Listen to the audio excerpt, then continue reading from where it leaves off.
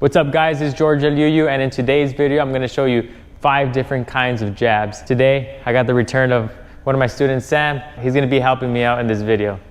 Before I begin, we reached and surpassed 2,000 subscribers, so I think we're at 2,100 now. So thank you guys so much. Thank you for liking, sharing these videos, commenting, and subscribing. It helps me out a lot. If you're new here, I love to share advice on boxing, nutrition, and exercise. I like showing behind the scenes on boxing events, life of a boxer, all that good stuff. So hit that subscribe button, and if you want to stay up to date, make sure you hit that little bell notification as well. And like I promised, I'll be doing a giveaway. This time there's going to be 2 winners. So I'll be giving away a pair of 12-ounce pink and black Everlast gloves and a pair of 14-ounce red and blue Everlast gloves. These won't have laces. The last giveaway they had laces. This one's just going to be the regular hook and loop. So they're going to be kind of like this. They're not these gloves, but the Velcro strap. So same rules apply. Send an email out to yuyuboxinggiveaway@gmail.com. That's yuyuboxinggiveaway@gmail.com. Make sure you include your name, your state, and how you'll be using these gloves. And that's it.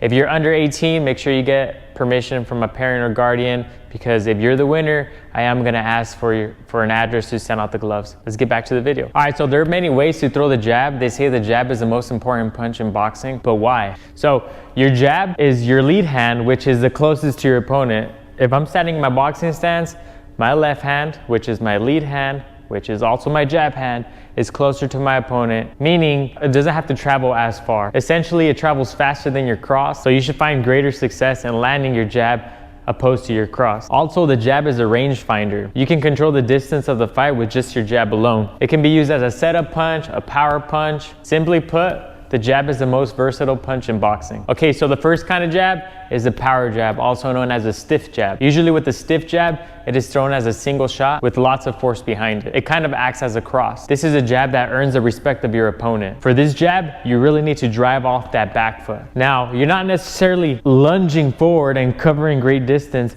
but you are taking that step forward and really driving off that back foot. Also make sure when you make contact, or as you're making contact, you start bending your knees. If you push off hard off that back foot and you lock that front knee, let's say I'm here and I push off hard and I lock that knee as I'm throwing my jab. Let's say he goes under, he ducks. If he ducks, I'm gonna keep, my momentum is moving forward. So I'm gonna be overcommitted and I'm gonna end up on top of him. Now, if you land it, great, but you gotta practice bending your knees.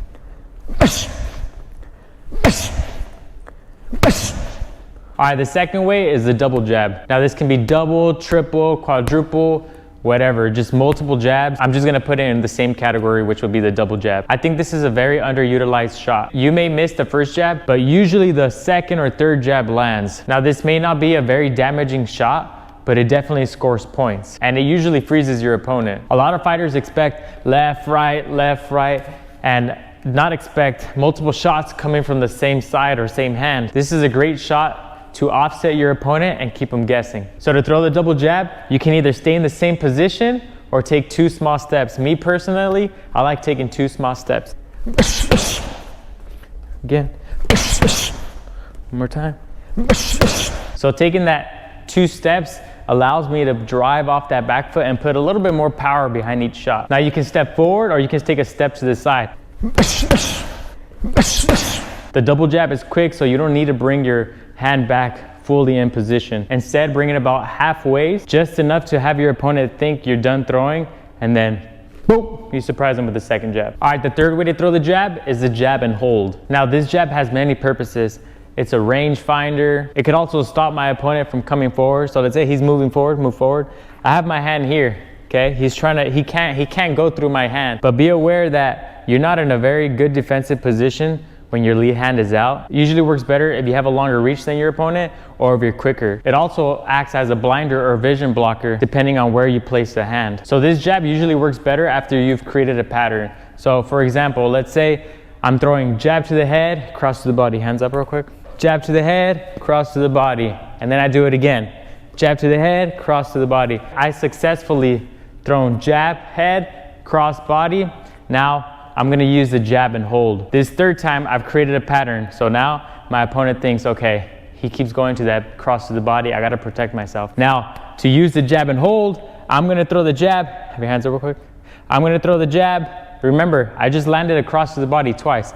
I'm gonna hold my jab hand out here. So he's thinking, all right, this guy just landed across the body. I can't really see. His glove is blocking my vision. He can't see, so his next best thing is to guess what I'm gonna do. So what do you think is his guess? He's probably thinking, I'm gonna throw the cross to the body again because I already did it successfully twice. But this is where you change it, and this is where boxing IQ comes in. So you create a pattern, he believes the pattern, you block his vision, and you change levels. So once you change levels, he can see me change levels. You can see me right here, right? So he could see me change levels. I change levels here, and instead of going to the body, I'm gonna throw, boom, overhand to the head. And all of this happens in a split second. This really is a chess match. Now the fourth way to throw the jab is the up jab. Now the up jab is really used to confuse your opponent and score those naggy points. Depending on how you throw the up jab, you can generate a lot of power, but for the most part, it's just a jab thrown from a different angle. The up jab is called the up jab because it's traveling upwards instead of the traditional straight arrow shot. This jab is probably the most sneakiest because you're usually throwing this jab from a relaxed state. So if you're really relaxed, your hands are gonna be faster. So there's a higher chance of landing this shot because you're relaxed. It also directs your opponent's attention downward. That split second of attention redirection gives you enough time to throw that jab. The best time to land this shot is immediately after a power jab. This shot is a mixture of a jab and an uppercut, but really it's more of a flick. You get your opponent's attention upstairs by throwing a stiff jab. Boom, let's say you got his head moving back. You take a step back or take a step to the side, you're relaxed, pop, and then you land that up jab. All right, now the fifth way to throw the jab is a distraction jab. Now all these jabs that I went over can fall into this category depending on how you use them. And really any punch can be a distraction punch. Just like Chavez Sr., he would throw that lead hook to the head followed by a left hook to the body. That first hook was really just a distraction shot. It also helped him generate more power for that left hook to the body. Now the distraction jab is usually a throwaway shot. So a throwaway shot is something that you're not really looking to score, but you're really using it to set up a different shot. And usually is a power shot. The most common one is jab cross, or the 1-2. It's just thrown just to throw it out there to get your opponent's attention or to get a reaction, and it's immediately followed by a powerful cross. Sometimes the cross will be blocked, and other times it'll land, but your intention should always be to land a strong cross after using a distraction jab. Let's say your opponent blocks it, you throw that 1-2, the first jab is kind of just a throwaway or distraction jab. Here, boom.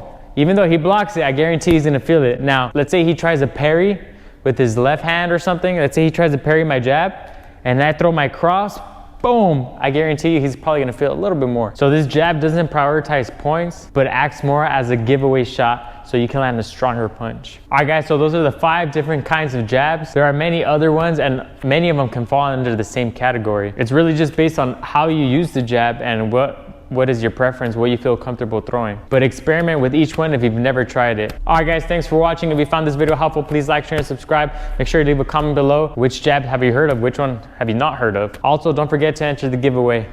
Thanks for watching.